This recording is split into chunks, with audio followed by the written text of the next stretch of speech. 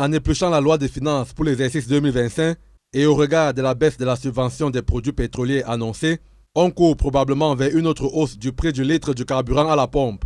Sur le marché international, en décembre 2024, l'État achète un litre à 327 francs CFA et on revend sur le marché à 840 francs CFA. Il y a 9 intervenants dans la chaîne et chaque intervenant a une prime, a une marge et c'est ça qui fait flamber les prix. Les choix du gouvernement sont dès lors assez discutables si l'on s'en tient à la démonstration de l'Umari CAC 2. C'est-à-dire que l'État renonce à 48 francs des taxes que l'État a lui-même instituées. Et cette taxe-là, 48 francs ne suffit même pas pour prendre la taxe spéciale qui est de 110 francs.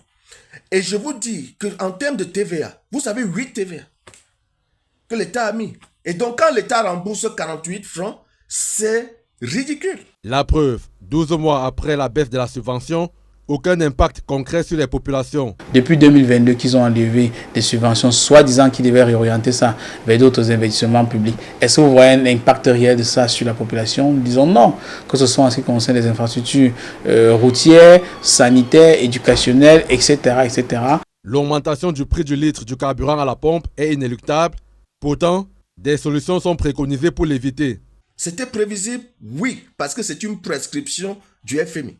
Et le FMI fait cette prescription pour que le Cameroun ne sombre pas dans ce qu'on a appelé le surendettement, l'étape du surendettement. Moi, j'aurais suggéré au gouvernement au Camerounais de couper toute collaboration avec le FMI et la Banque mondiale. On a collaboré avec eux, on a un bilan. Les difficultés que nous avons aujourd'hui là, tous nos papas qui sont au chômage là, les salaires de misère que nous avons, c'est à cause du FMI et de la Banque mondiale. Le projet de loi des finances 2025 est encore en examen à l'Assemblée nationale, mais les citoyens peuvent déjà craindre pour les 12 prochains mois.